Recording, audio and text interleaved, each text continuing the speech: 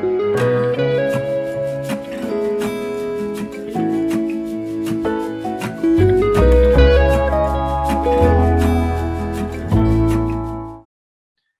everyone, welcome to this episode of Tying with the Pros. I got a special treat for everyone tonight. We are here with VA muddler Morgan Eddy, an incredible tyer in both the Musky and Predator space. Everything from Smallie flies to swimmy Predator bucktail changers. Tonight, Morgan is going to go through a feather changer, and we're going to talk through different theory things that extend into large musky changers and stuff like that too. So we're going to try to cover the bases with a bunch of questions. If you have any after you see the episode, feel free to send those in and we'll try to get them answered for you. But with that, Morgan, thank you for being here with us tonight. Yeah, thank you so much. Appreciate it. Excited to be here. So tonight I'm going to tie up a couple of these, or at least one. These call them an express game changer, and so an express version is kind of an abbreviated version of it with maybe long feathers for a tail rather than a bunch of shanks as a tail. Kind of like Adam was saying, the small versions have similar characteristics to larger versions. Like profile, for instance, obviously is a big one that you need to scale up and down your profile, and you kind of get limited by materials. Like for instance, a feather changer, if you want, you can't, it's hard to go much bigger than a 5 to 6 inches really with just the small, or you can't find these larger feathers to keep that profile building unless you wanted to keep a really long, narrow, slender profile. So anyways, I guess let's just jump in and start tying one, and then you can ask questions and we can kind of see how it transfers over to larger flies, and I can maybe pick up other bigger flies and show different parts of it to see how it looks like this one. That would be awesome. And while you're getting your hardware ready, what are you going to be tying on tonight? And then what would you be tying on if, for instance, this was a musky changer? And I'm going to try to ask that question a few times, just so, if somebody wants to tie something really big, they can, or if they're doing something for Smallies or, selective stripers, they can do that too. Sure. When you say tying on, do you mean hooks or do you mean vise? Always curious what people are tying on vise. Looks like you got a little Regal rocking, but I'm curious about mostly hardware that you're using. Arex is what I've been using a lot of. Like this is I have a Gamaris, a curved Gamaris number 8, and then the SA 274s. They're kind of here's the smaller one. It's just that short shank, wide gap sort of hook. In this one, I'm going to use 2 hooks, and I use 2 different size hooks, and I'm trying to kind of taper the hardware from small to big. Smaller hardware in the rear of the fly, working its way up, kind of tapering up to bigger hardware. So you said in the tail there for your stinger, you said that was a Gamaris number 8? The Arex NS 172 curved Gamaris. NS 172, and that's a number 8 in the rear on this one. And then the front, you said you're using an SA 274. What size is that one? Number 2. Number 2. Awesome. And how big will this fly come up? Will it be when you're done? How many inches? These are like 4.5-ish. So, but you could vary the lengths easily just by tweaking the tail and the 2 shanks in between. I'm going to have a tail that's the number 8. And then for this, I'm going to go to a 15 millimeter shank, and then a 20 millimeter shank, and then the number 2. And just look, if you look at the hardware, it kind of, even with the big hook back to the last shank, you're still kind of building up in size, tapering up. For sure, tapering up in the weight of the hardware, so that most of the weight is up at the front. And thank you for bearing with all the nitty little questions that I'm going to ask today. I'm trying to cover bases just so folks feel like they're getting all the little details out of it. Sure. I think even like handling the materials, sometimes that's a key too. That sometimes you don't see in a video where someone's on their lap doing something, pulling a feather out and then putting it on, and then you don't see how they did it or prepped it. Yeah, exactly. And I was saying, like when I was saying weight too, I mean, you could easily add weight to the back of the fly, like a bead or something, or lead wraps or something. I'll often do that in a bigger fly to give the tail like some kick or momentum, that when it's going one way, it's going to have weight to keep it going that way. The other thing I like to do, and you could do it on this fly, is use really small body tubing and create a little dam, a little body tubing dam, and even UV it. And by UVing it, you create this, barricade. So when water hits it, it just wants to go one way or the other, and it really extenuates the tail action. Interesting. So that doesn't act like a parachute and kind of drag and keep things in a line. It actually does the opposite. As long as you're still bigger in the front, overall your displacement and your weight of the head still needs to kind of over counter the tail, because if the tail is weightier and bigger overall, then yeah, you will kind of get a little more of a parachute action. Perfect. So you got more displacement. If you were using like small body tubing for what you were just describing, you would use larger body tubing in the head so that you're still getting more displacement in the front. Okay, right. Cool. Or enough material to create enough bulk and weight even at the front. I mean, sometimes in musky flies, the head hook is pretty heavy compared to all the stuff in the back anyways, just the hook itself, depending on how big you are. But yeah, just material wise, that's how I see it. Cool. To be able to, if you can have more material up at the head, you can then put weight in the back. As long as it's not too much weight, you'll get a nice accent, an extra kick of the tail. I mean, even with the body tubing, there's really no weight at all that you're adding.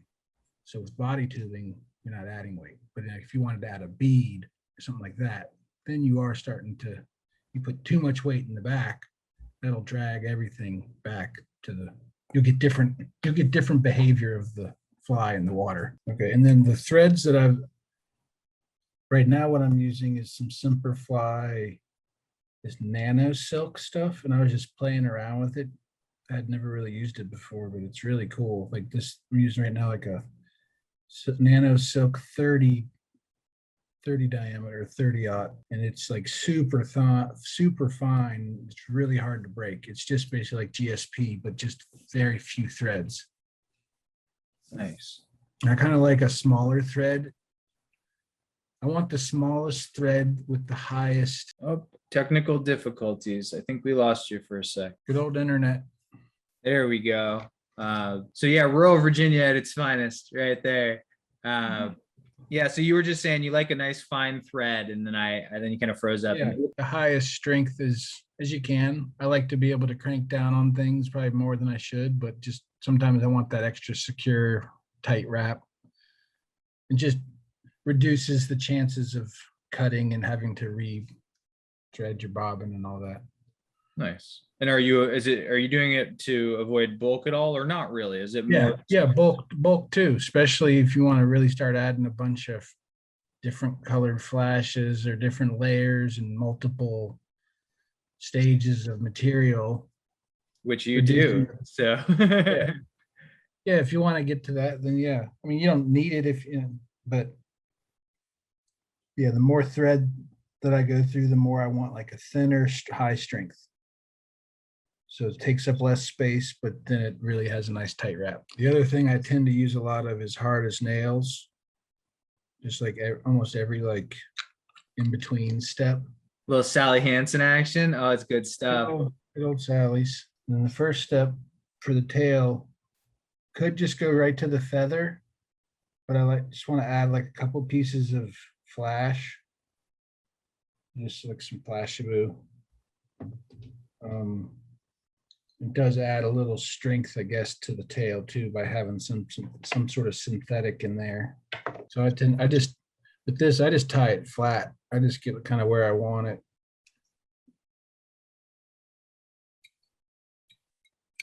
Trying to keep it on top of the hook.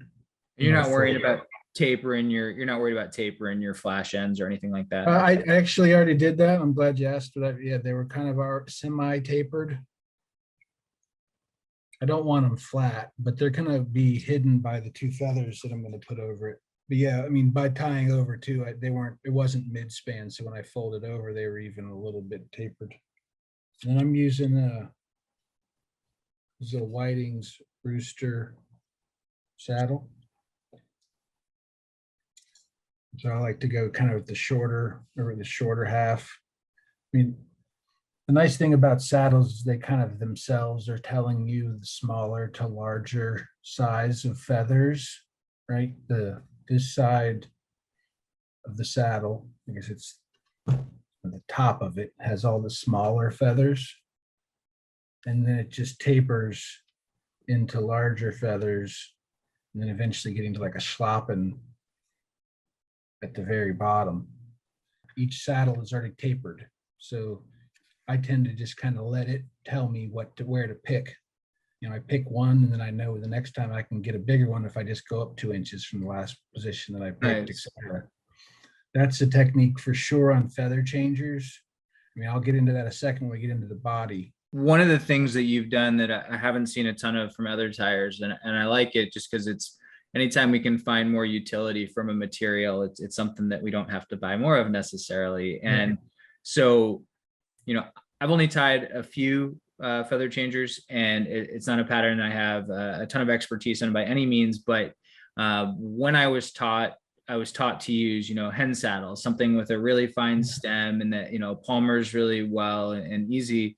But I've noticed that you've been using like a standard rooster saddle in that same capacity, and that you've had really good results with it. So it's nice to see that. Yeah, and I use to be this size of a feather changer, this kind of 4.5. The rooster is good for that. In just the way, especially the express style, because the tail is being replaced by feathers, rather than this could have been 3 more shanks. And so by doing the 3 shanks, then if I had done that, the rooster would have been not good. It would not have sufficed for getting a good taper.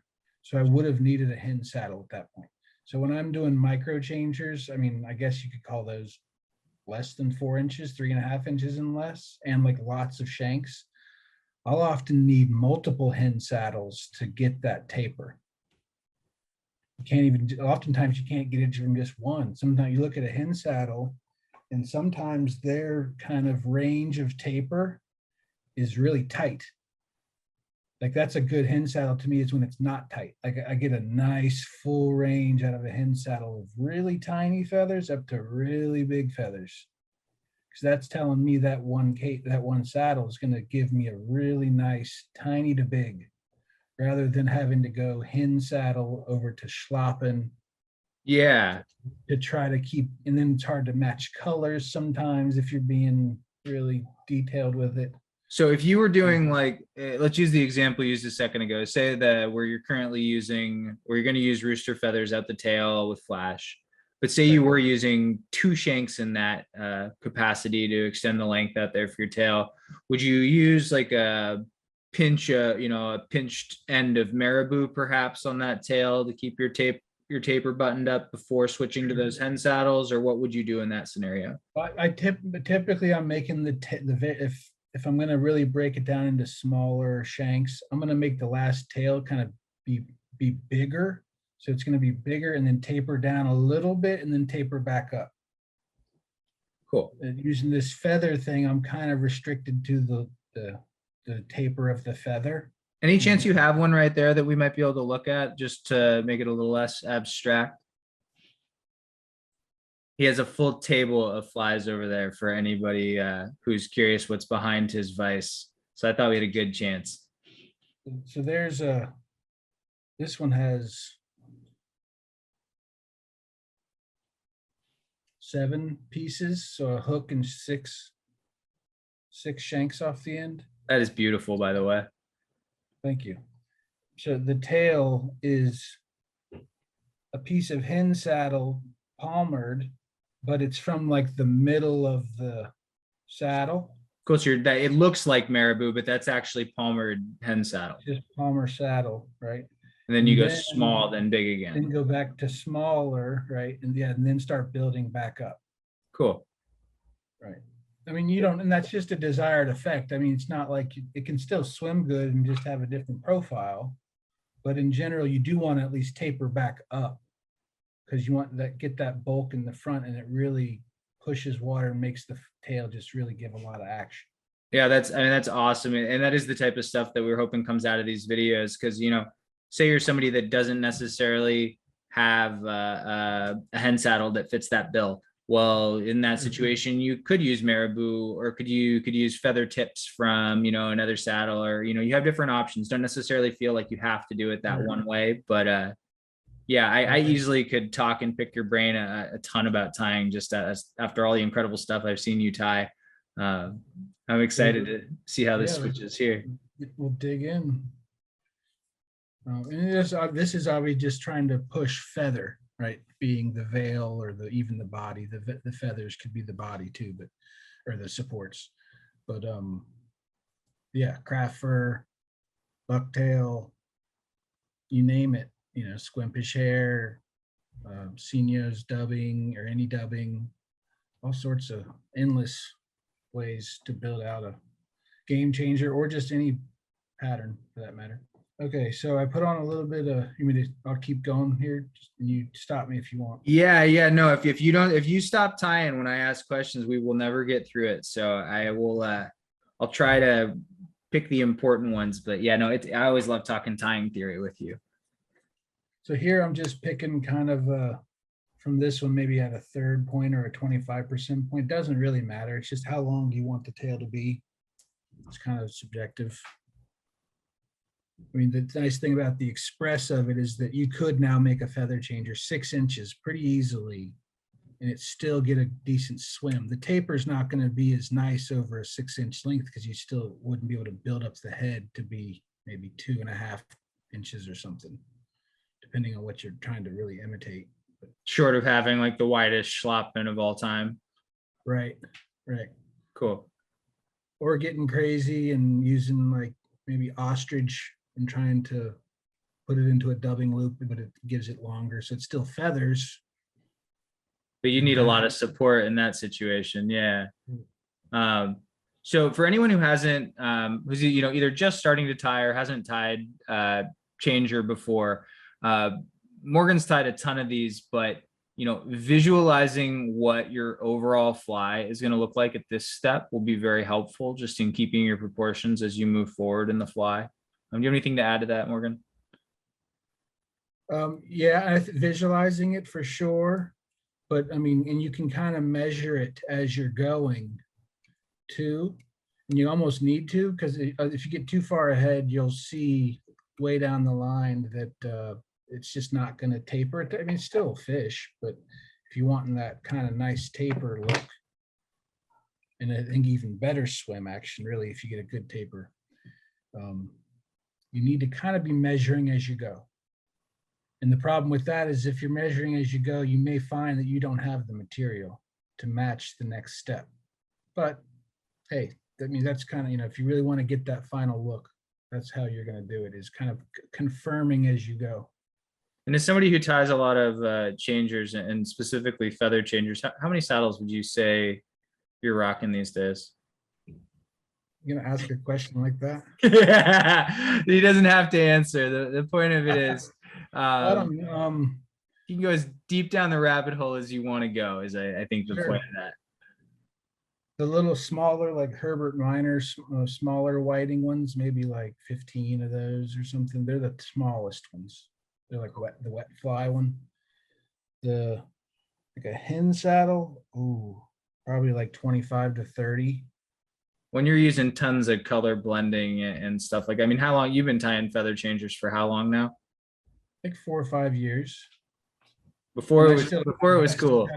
I still have saddles from back then, because you'll end up using maybe like 10 feathers or something, 10 to 15.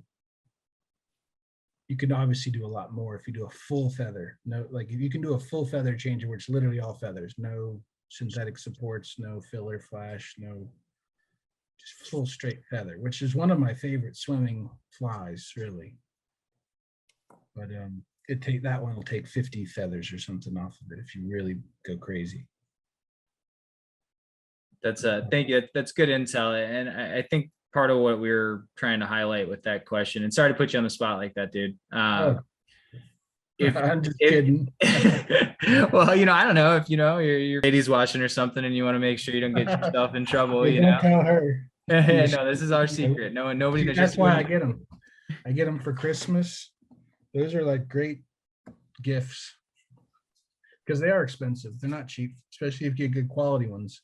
The cheaper ones typically have a very narrow taper as far as the range from their smallest to biggest, and their stem starts to get really stiff and not as nice. You kind of want a smaller stem that's consistent size, so that when you're wrapping, it just makes for a cleaner. Yeah.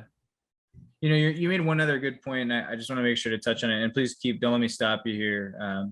Sharing a little bit of extra color commentary. If you're someone who's building out your materials collection for the first time, it's really easy to go down that rabbit hole in a less than fully constructive way. Like my personality type, when I'd say, okay, I like this material, I know I'm going to use it. It's like, all right, now let's get it in every single color. Like it can get really expensive in a hurry. Sure. So if you are somebody who's, either getting into big musky flies and you're picking up saddles, or you're tying feather changers for smallies, or, whatever the type of tying you're doing, especially when you're still figuring out which types of materials you want, start slow. Pick up one or two here and there. If you don't know exactly what you're looking for in a saddle, for instance, and you go and buy 10 saddles, you may later learn that the thickness of the feathers for, the range of fly that you can tie is limited, and you may end up wishing that you hadn't done that. So that's not to say you don't necessarily want to, but you don't necessarily have to. And there is a lot of merit to asking questions, whether that's to friends you tie with, people in your local fishing clubs, or if that's, forwarding something that we can bounce off of Morgan to help you with. Definitely make sure that you're asking those questions so that you're making good decisions while you fill out your arsenal. Right. And I mean, for sure, it depends on how creative you want to be with colors. I mean, you could really get away with just white and doing dyeing at home. That's kind of fun. Just dyeing you can kind of pull out of a white 110. You can kind of pre-do it so your tapering's on it, and just dye a couple batches or something like that. If what kind of filler flash did you just palmer there? So this is the Chocklett's filler flash. This is gray from Hairline. And were you doing a certain number of wraps, or were you aligning it to a certain point on the shank? I was just kind of equally spacing it out, not like super tight, not getting too crazy with it, really. As far as how specific I was being, I generally do want to go like the next shank. I kind of want to put more filler flash than this one. And then the next shank, I kind of want even more filler flash than the previous one. I mean, that's just my feeling, is I kind of want to go bigger and more as I go up. Building density, for sure. I agree with that theory wise. Both the support and the veils are the parts that you really get to see. And that's consistent across, all patterns as far as I'm concerned. If you want something that's going to have that walkie erratic type, right, that walk the dog action, having more density up front, so that water pushes around, the hydrodynamics kick the tail, and it does, the whole swim thing. It's important. Right. And I think even on a micro level, like to each shank, you're kind of doing that too, by having this airy sort of not very once it gets wet, it doesn't get real heavy, versus you got the feather right in front of it. It is going to be a little denser compared to the fill right behind us. Even on a micro level, you're getting these little extra kicks when the water hits the feathers in front of it on each shank. Cool. So, another, like, just to show, like here I use filler flash, but on this one I'm using belly hair. So you can use all sorts of different materials to get that support. Any sort of Palmer chenille works pretty good for supports. You can get different size Palmer chenilles, but the Chocklett's filler flash is pretty nice. Okay, so then the next step is I'm going to be pulling a schloppany sort of feather, which they tend to occur on the edges of the saddle. They even kind of are occurring even as you go down. You'll start to find these a little more schloppany feeling feathers. Typically, like the middle, I would say, of the saddle is a little stiffer, and I bet like them better for tails, not as much for feather. A hen saddle just is a much webbier as a whole compared to the rooster until you get to the schloppany ends, which kind of are again occurring on the edges. So So you're here, keep going. Sorry, I didn't mean to cut you off. so here I'm already wanting to start building taper. So I'm wanting to pick, since I'm going to have three, I'm going to have this one. I'm going to have two shanks in front of it. So I've got three more things to build in front of it. So I kind of want to, like in quarters, build my way up. So I kind of want to start and find something in the bottom size range to start for the first feather section. So like on the sides,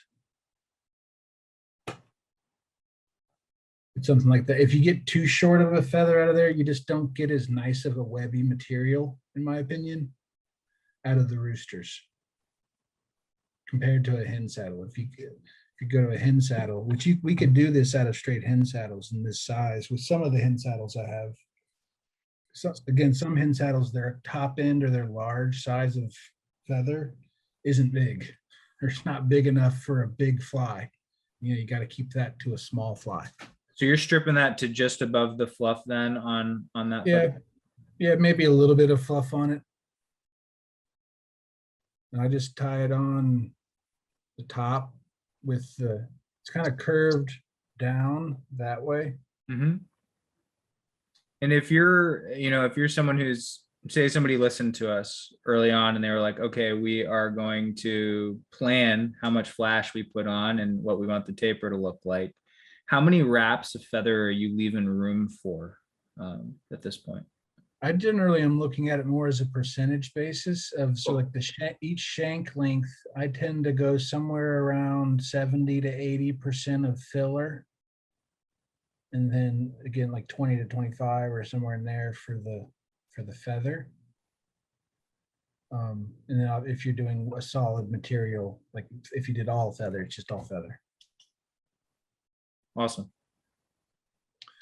And when I tied that in, I don't know, maybe 10 wraps or something. And then I tied the tail of the end of the feather tied back over it, and then just plucked the stem off. So you just locked it in really well when you folded it back, tied that down, then popped it. Right. And that makes, that way you just know once it plucks out, it's not going anywhere. To really get the feathers to lay right, you kind of want to stroke them back, pinch it, just so that you kind of got your feathers all going, not the feathers, but you've got all the barbs of the feather going back in the same direction. And then I tend to wrap towards me, but I'll let the feather it'll kind of let you know. Because if you wrap one way and the feather just starts going weird, just try wrapping the other way and it'll probably be correct. And I'm just wrapping around and kind of stroking the feather back each time. Just helps reduce the amount of trapped stuff. You can always brush it out later, but I think that if you can reduce the amount trapped, then it just makes for a fuller section.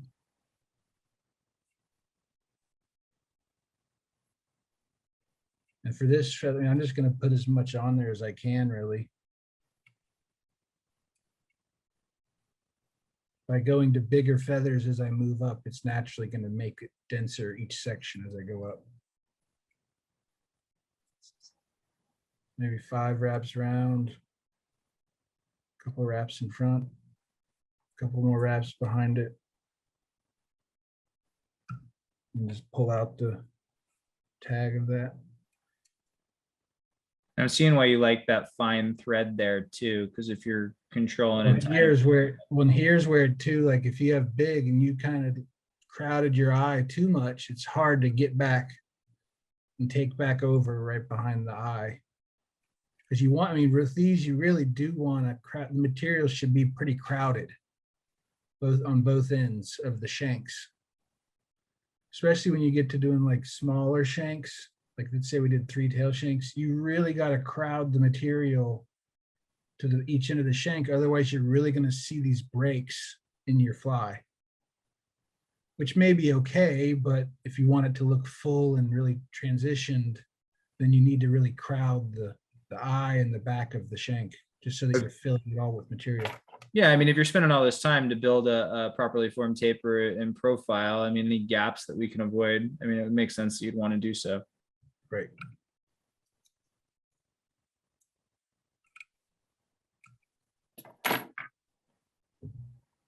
And then at the end of each one, I'll go to a UV. So I use Smallies as kind of like my underlying goo that'll cure and kind of lock stuff in. And then at the end of each one, I'm doing a UV, just kind of whatever UV. I mean, I've gone through different brands. They all work. And they all have so many different types now. I still haven't even tried all the different types and, makers and types. Like some are flexible, some are thin, some are thicker. The viscosities are different. Think how many different options we have, whether that's UV or super glue or head cement, or I mean, whatever you have. I like UV personally. The big advantage for me, especially, and I do this on bigger flies too, is like if you're using bucktail as this support, or not the support, as the veil, using bucktail, you can use the UV to prop it at an angle. Like you can still have a support for it, but then let's say I'm putting the bucktail and I'm using wraps, and I could sit there and really try to build a cone to push back the fibers at an angle, or use UV to do it. Do it all up with UV, hold it back with a tool or something at an angle, zap it, and then it's locking it in at that angle. It helps to give some longevity to that support of that material. It'll break Nice. down over time. But are you just out of curiosity, are those the fish skull articulated fish spines? Is that what you're using there? This particular one is. I've been making a lot too. Just depending what kind of mood I'm in. If I just want to tie, I'll use the pre-made ones. If I want to just do something, I'll make shanks. It's kind of boring. There are ways to do it at all budgets, I think is a good point on that. So. Exactly. I mean, the pre-made ones are nice, but they can get expensive too. So I put the 15 in.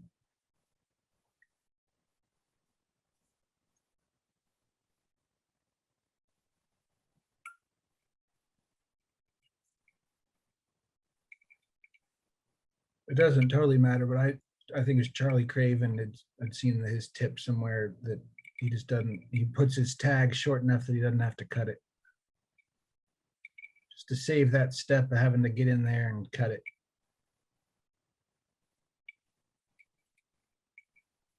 Which tag is this?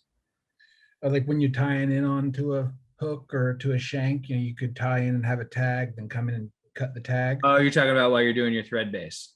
Right, versus just having it short enough when you put on that you just tie over it and you don't even cut it. I like that. You just saved me like, probably do 50-50. You just saved me like 30 cents in thread next month. Thank you. I think it was an article he wrote. Huh? It's an article that he had written in a publication where it was about saving time at the vise. Nice. Okay, so I tied in the filler flash again. And the other thing with this filler flash and just the size of this fly, I'm not trimming the filler flash. I'm using the same size flash. But if I was doing that shank's tail and I was trying to taper it, I would start with smaller flash, or I would trim the flash even before, maybe tie it on and then trim it down, just because that filler is going to see the profile too. It's going to create profile in itself. So you need to keep it smaller or shorter or build up with profile. But this Express is so short and just so many few shanks that by just tapering the feathers, you kind of hide it. You can just you still see a taper, but the flash didn't really do anything with it. The other thing with a smaller thread is, like, let's say, like I said, that 70 to 30% ratio, something like that. You could just kind of fill it in all the way with flash at first. So like right now, I've kind of filled 100% of the shank with flash. I'll trim out that. And then to get back to the 30, I'm just going to tie back over the material. So now I've got my 30 exposed again. And if anything, you don't have to worry too much about it. You can always do that if you just get after it with the flash for a sec. Just tie back over it, then add a fill. Yeah, exactly. Cool. Exactly. Okay, so then I'm going to go back to the saddle. I'm going to go on the side, but kind of step my way up to something a little bit bigger.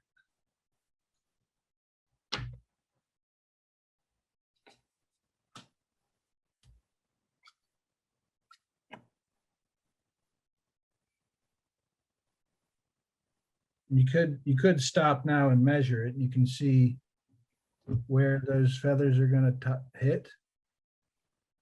Typically want the veil of the next shank to hit just short of the tips of the previous veil. That way it keeps building up a taper. So like if my feather, let's just say I picked a feather and I looked on here and I put my, kind of wrap the feather around it before tying it on, you can kind of see where it's going to land.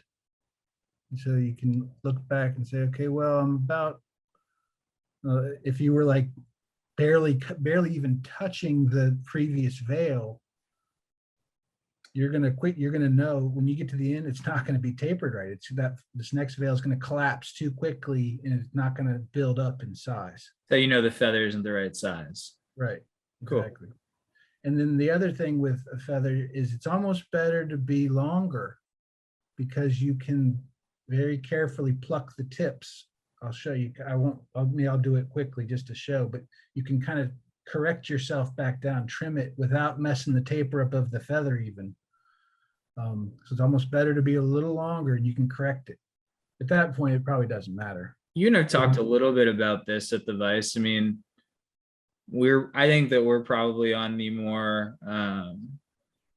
particular side of the spectrum and building a taper and wanting it to be a certain way. Right. And, you know, if you're somebody who's watching this and you're like, man, I don't have time to sit there and pick out the perfect size and you don't want to worry about it too much, like that's okay too. Like, again, this is a platform and a technique, and take out of this what you want. Right.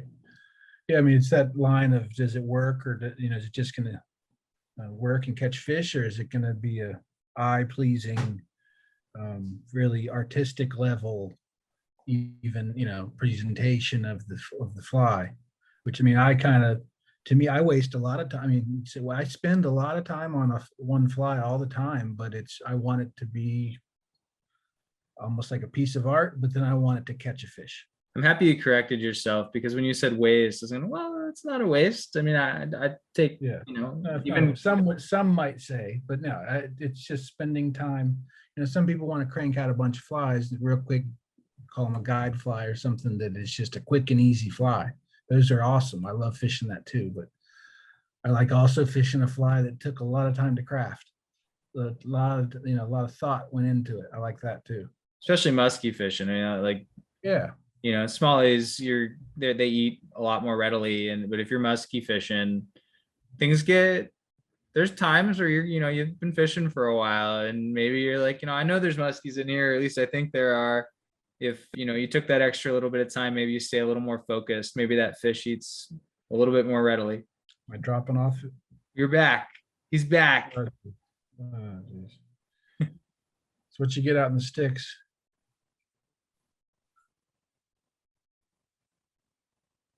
How's the weather by you right now? It's pretty good right now. It's chilly. I mean, it's been at night like upper teens. In the day, it's been like hitting 40 every once in a while. Nice. Supposed to get some snow on Sunday and Monday. Kids were out of school for the whole first week of the year. Did you get to spend a little extra time with them? Yeah, and a little extra time telling them to do something else while I was working. You didn't just take vacation too? No. little bit. It's a balancing act.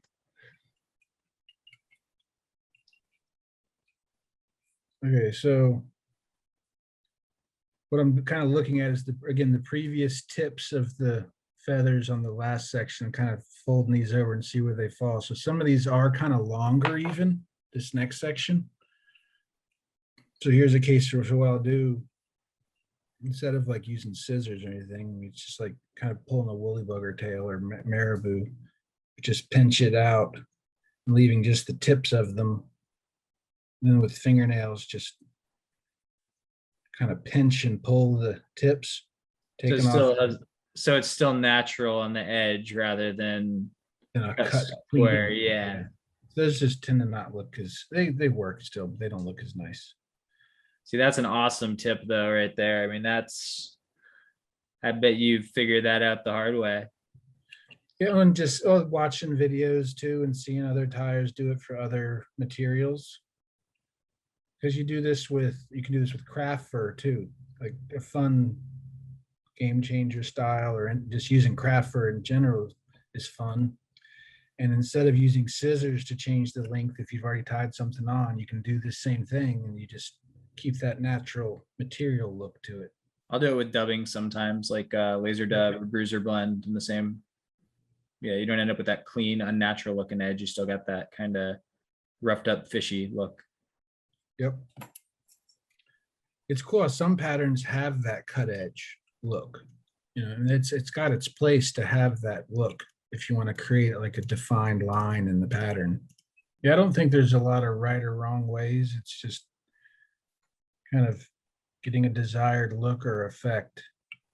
Swim style. Again, another just a UV at this section too. Then I'm going to jump up to the 20 millimeter.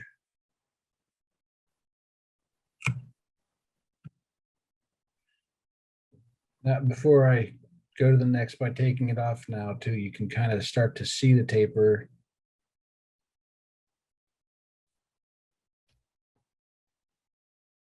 If I show it there. And now's your chance to then correct it too. If it was still too long, you could then trim it more. If you take off too much, though, you can't put any back on.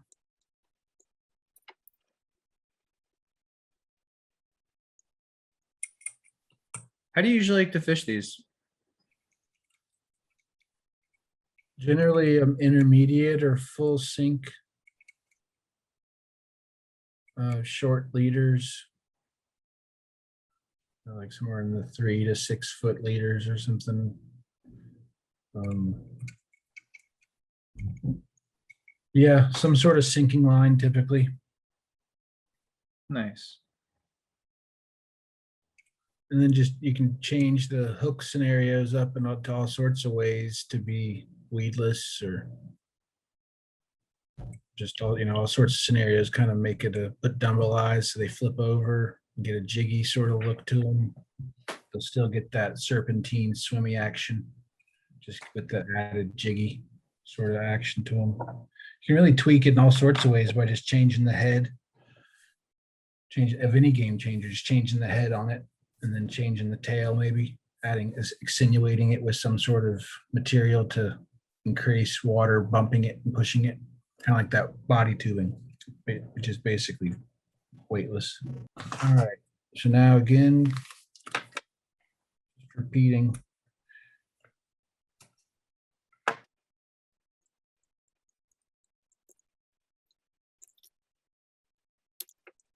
That's what the gooing at every step. I like to do it because if spend the time tying it, might as well add that extra little bit of glue and things to give it durability.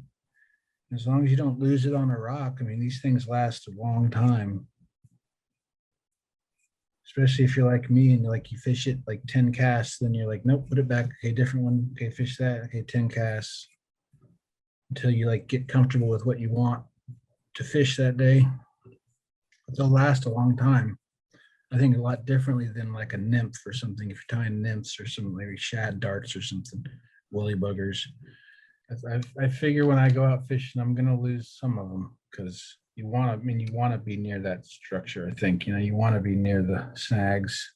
Oh, absolutely. Musky fishing too. I mean, I like bouncing off of branches. I don't like getting stuck on big ones as much, but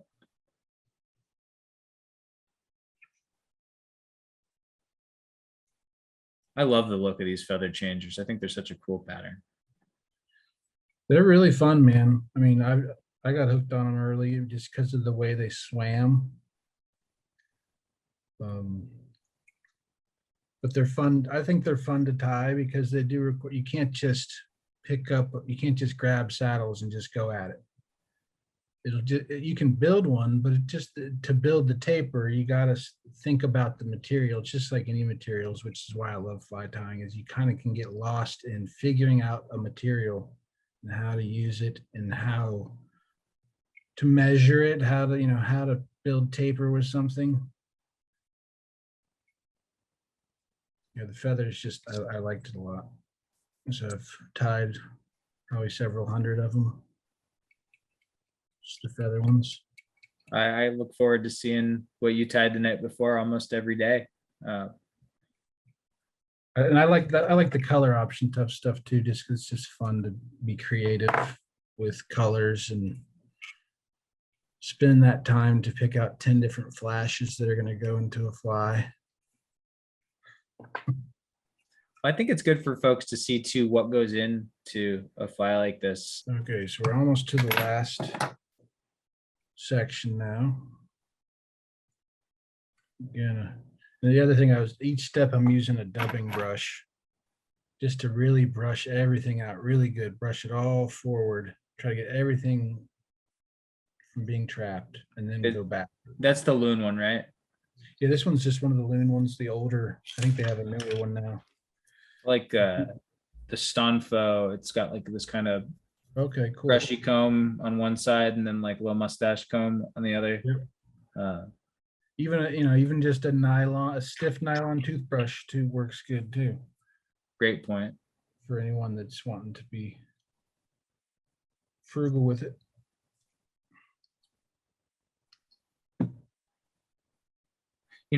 That's actually a really good point. Is I think a lot of folks, when they see fly tying, like there's some folks that really are pretty budget oriented and think about what can I use in this situation. But I think some folks see so many different options and go, maybe get a little bit. It can be daunting to see, what you can spend to get all these different tools. If you're just starting or building up your tool collection or any other number of, hey, I want to accomplish this, but I don't really want to get crazy spending on this. What can I do?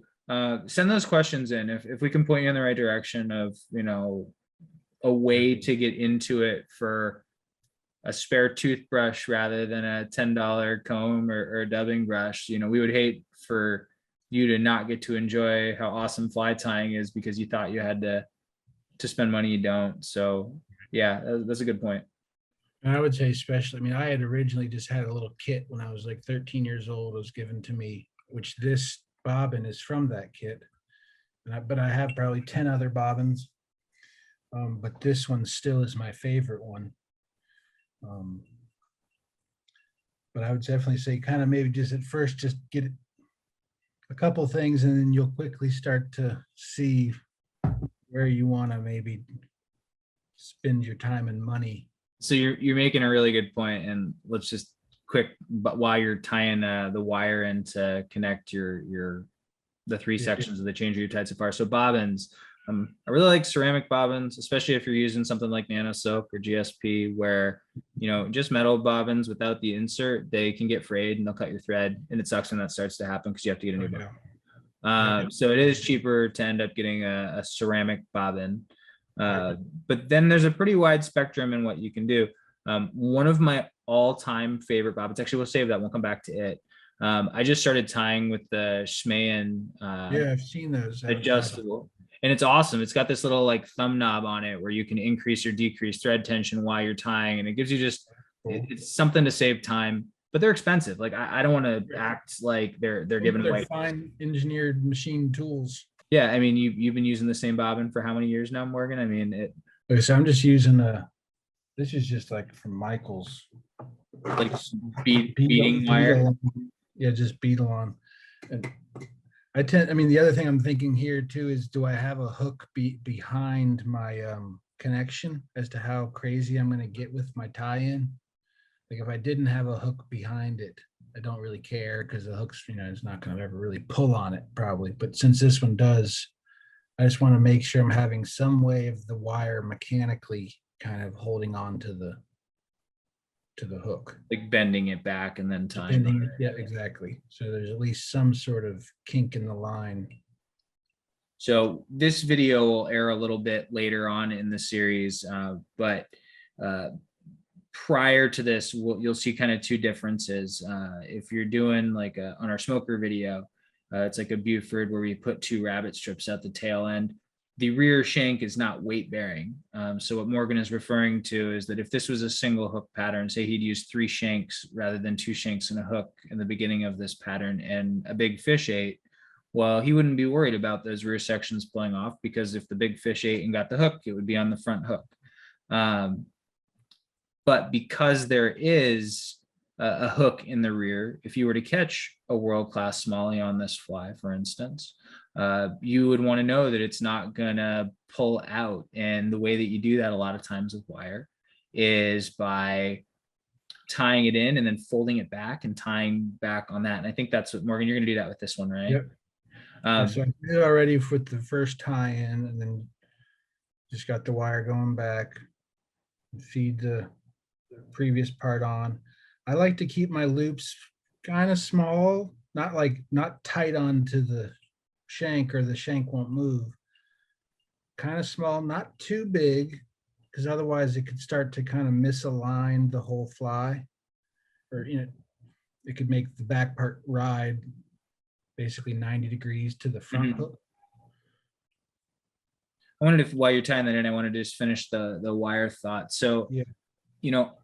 Part of why you'll see Morgan, folding that wire back and then tying it is because it's a smaller shank. Like you don't have a lot of surface area in wraps, and I would expect there's some super glue in our future here. But for instance, we did a segment on Matt Grasky's yard sale, which is it's a staple in the musky and pike fly fishing space. He doesn't fold back on his wire because there's a lot more shank to wire contact, and it's all kind of locked in. I don't even think he uses super glue on some of those connections. But you will get a feel over time on what you need in terms of feeling secure and weight bearing versus not weight bearing on different connections for articulated sections. I mean, the easiest way to do it is to learn by hooking a big fish, and if your fly breaks in half, you didn't have a good connection. Do you know how many people you just talked into using super glue and folding their wire back? Yes, I am using some super glue now, just coating that whole little connection.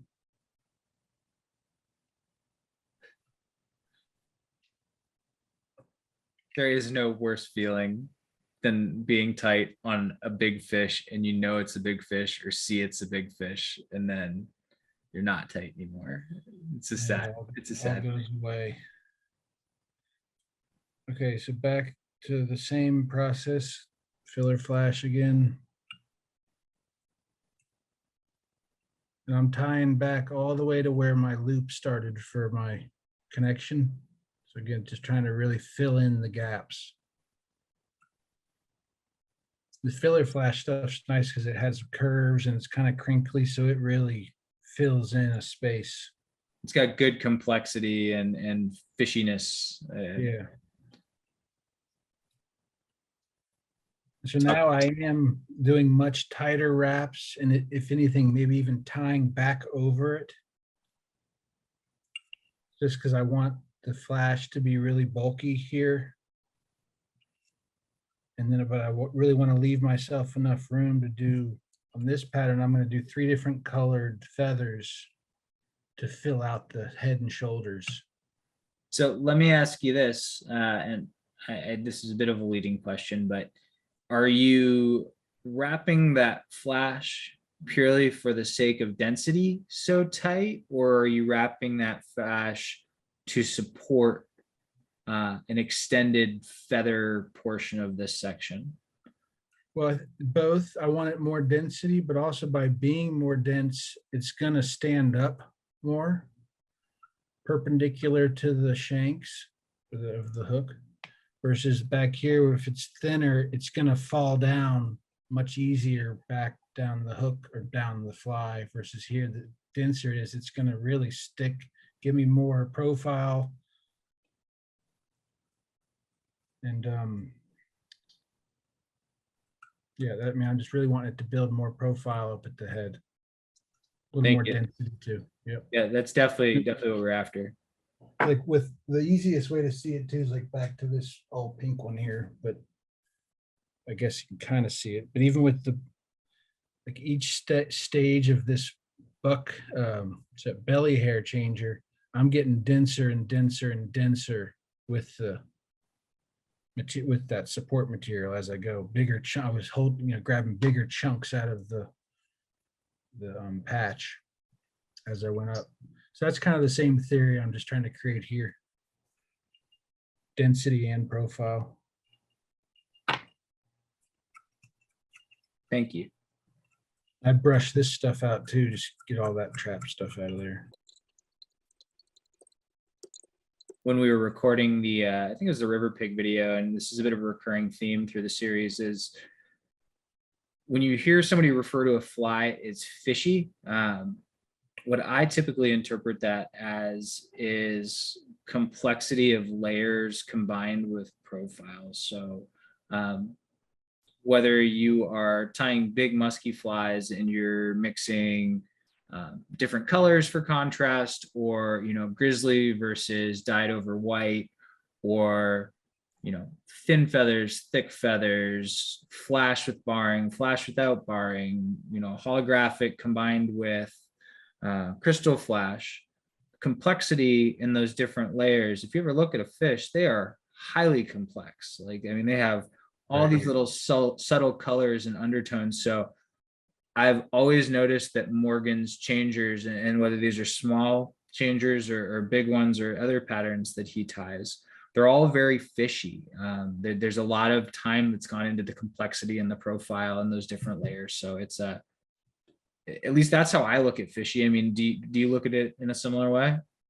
Yeah, I mean, I want it to be like this overall looks like a fish, but then like once you get into the details of it, it kind of, you see these different little details within this bigger fish, which is like you said, you get up close to a real fish, it's like, okay, well, the head has different flashiness to the belly, than the top, just because of its natural environment that it was in. Maybe it just created these different flash elements. So I just like creating all these like mini hotspots, if you will, like these many little nuances that the predator might see this bait and like pinpoint, oh, well, there's this weird little flash up at the head that's just a little different than everything else. I better eat it. You might not be doing that, but that's in my mind, that's what I'm thinking about. But you might look at it and be like, that doesn't look like a wet sock or a towel swimming through the water. I mean, Right. like, yeah, I mean, whatever that thought process is or instinctive reflex is. So now I'm doing, again, still a gray. This is about the biggest feather on the rooster saddle now. Now, will you keep getting bigger with your feathers all the way forward, or will you start to go back down? I like to go back down again right at the head, just to help kind of taper into that rounded off nose. But I am now at this point, I'm kind of wrapping back over itself. Really trying to keep within just like an 1/8 of an inch little space for this feather, to keep giving myself maybe enough room for 2 more of these.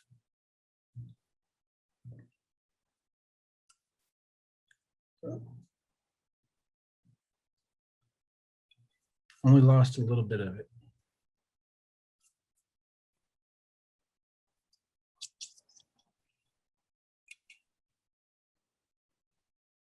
With the feathers too, I'll wrap back over them some distance just to really lock in the feather.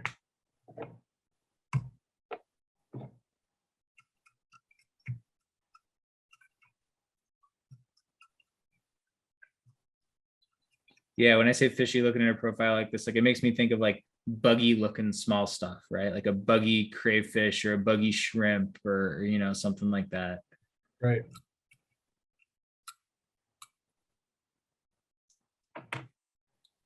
And that filler flash is a material I haven't used a ton of, but I really like the look of it. It's nice just because of the little crinkle. I mean, I use Palmer chenilles a lot too. They tend to have a little less of the crinkle because there's like an extra material in the filler flash that's, I don't know, maybe a tenth of the diameter as the main flash. So it's two sizes in there, and that smaller stuff really fills in, and it's a very stiff fiber. Nice. Okay, so now I'm going to go to, this is kind of a sexy shad color. So I'm going to a blue. And this is a hen saddle, not a rooster saddle, but a hen. And so to taper down, I can pretty much go to the biggest feather now, and I'm going to be shorter than the last one. I kind of just know that because I know the capes a little. I've tied a couple flies with them. So this is even, the tips of this blue one are just a little shorter than the tips of the previous gray one. And you can even get taper out of how you palmer in the feather a little bit, just because we're looking at the feather here, the barbs are shorter on the feather down here and they get longer as you go to this side. So depending on which way you tie it in, you're going to taper it. Like if I tie in here and palmer, it's going to taper down. If I tie in and palmer, it's going to taper up. All right, now I'm just going to palmer this one.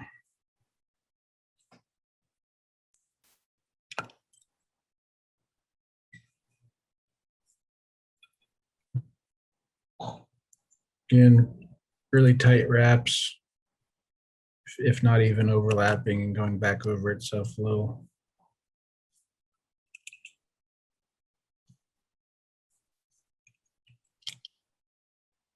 Loving the look of this. And I'm using hackle pliers here, and I find that with feather changers, the hackle pliers really save you a lot of time. Otherwise, you will spend a lot of time with the feather unwrapping because it'll come out of your fingers. Love to say I don't know what you're talking about, but I do.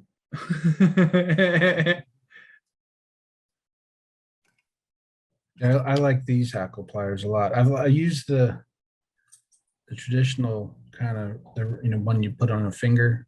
Yeah, I've got one of those. They work good too, but I do like this one with the handle. I'm trying to look. I have a couple different sets, and I had one with the little rubber. Oh, there it is. The little rubber plier, like you're talking about on a hinge. Oh yeah. But if somebody's looking for a hackle plier and you don't want to spend anything on it, go ahead, shoot us a note. I'll send you this one. First come, first serve. Yeah, those do work, but they're not as ergonomic as some of the other ones. Just unless you're used to putting it in your pinky or however you're supposed to do it. Like the tea, like you're drinking tea. Right. Okay, so I got a blue one on. Getting to the end. Now I'm going to go to a chartreuse or a fluorescent yellow. This is going to be on the smaller end, again, tapering back down.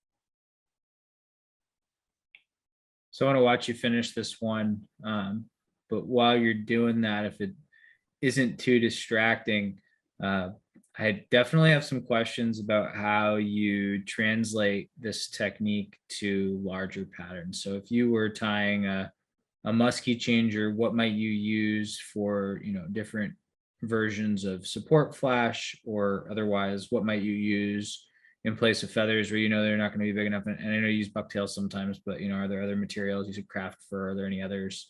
Sure. I guess the best way to think of it is like the length of the bait fish you're trying to make. I mean, you say musky flies, that makes sense too, but like feathers, probably they have a range of length that they're applicable to get a nice taper, and it's probably that 0 to 5 inches or something, 0 to 6 inches. Then after that, when you get above that, you got bucktail for sure, and bucktail can be used as both the support and the veil by doing like reverse ties and leaving the butts longer, or even using supports out of like a SF fiber material. There's other similar synthetics for that support. But I guess the common ones that I'm used to really seeing are, when you get to musky big stuff over 6 inches, go into like an SF fiber support, or bucktail, the butts of it. And then the veils, like polar fiber, craft fur, squimpish, bucktail for sure still. For any of these big 12-inch flies, there's bigger musky like type flies.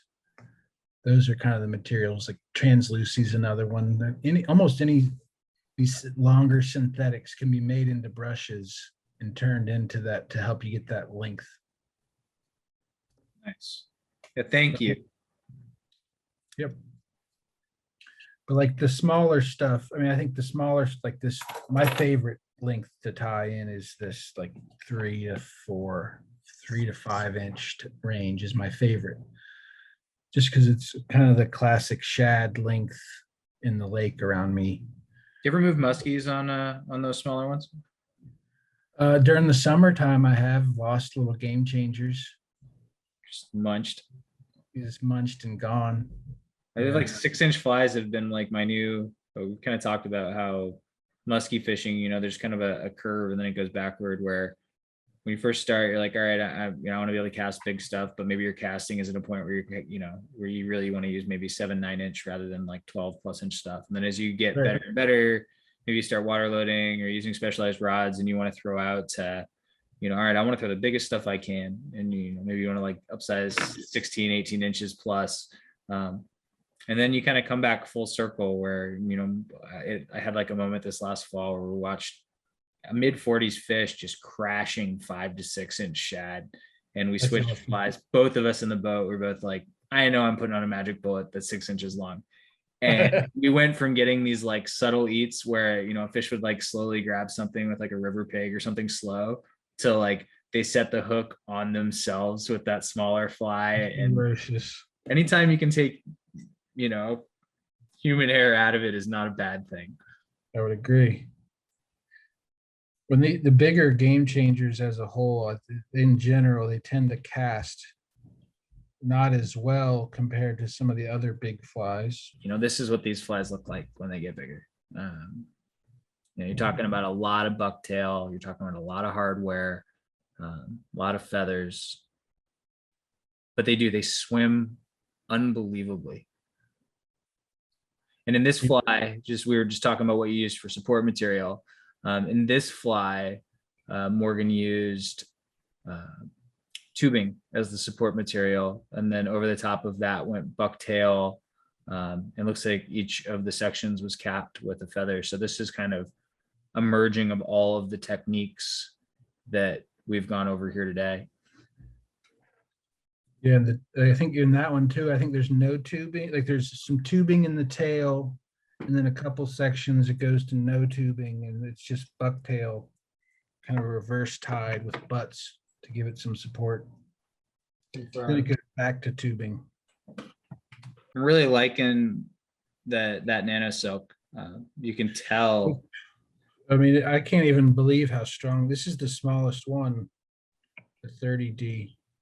I bought like a range from like 200D, which is basically like your regular GSP size stuff, down to this one, and I'm like, I need to get more of this. It's just so fine. Okay, so I got my 2 pecks in. I'm gonna tie this off, and well, I guess to switch it up a little bit, because I can, you can glue on eyes now or something, but I'll tie in some jungle cock real quick. This is a thing that I had purchased probably 4 years ago, and jungle cock's hard to come by. And I've just been nursing this thing for 4 years or so now. It's hard to find it. It's expensive.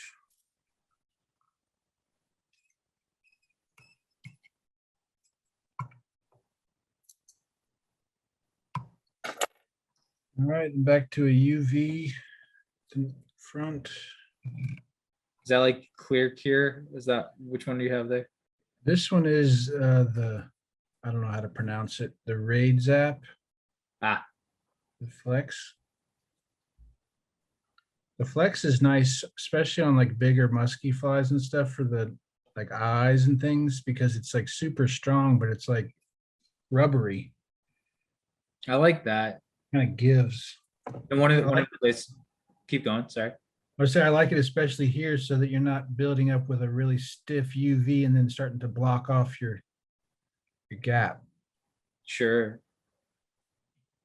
Right. It's like on doing deer hair work. Sometimes on poppers, you'll put a piece of plastic in there and some goo.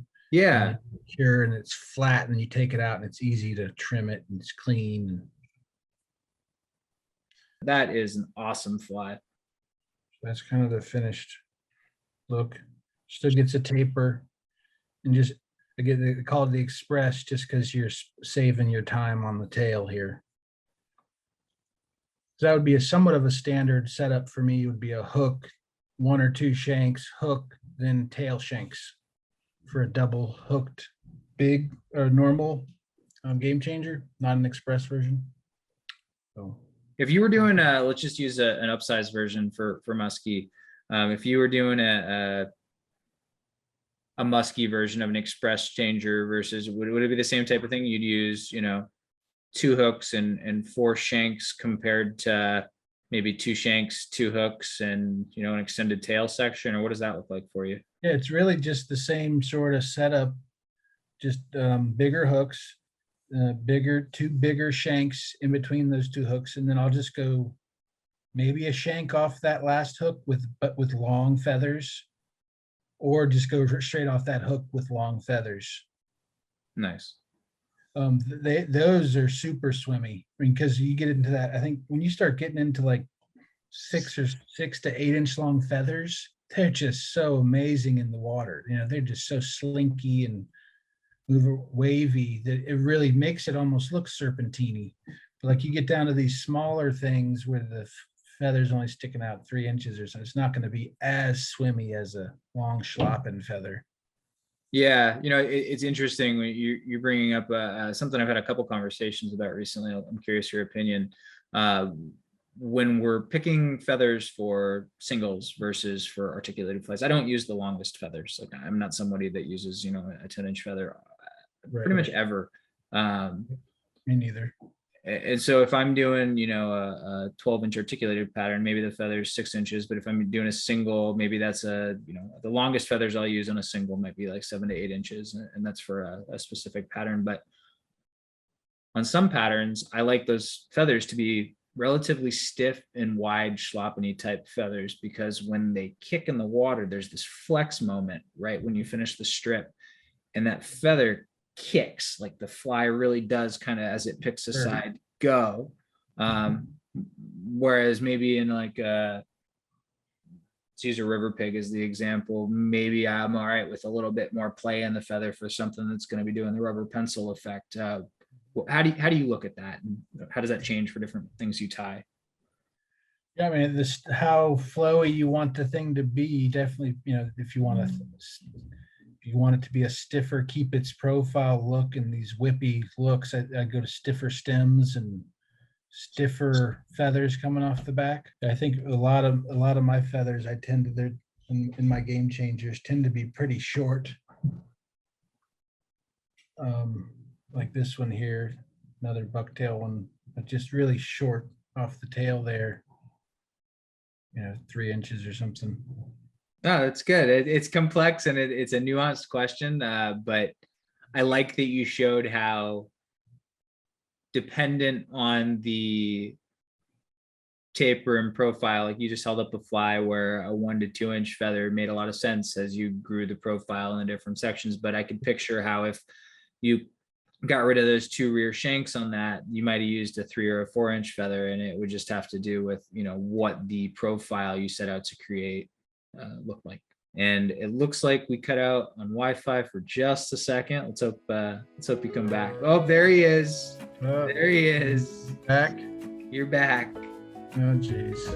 No, you cut out for just a second, but well, hey Morgan, seriously, thank you for letting us kind of dive in the mind of I consider you to be one of the best feather changer tyers out there right now.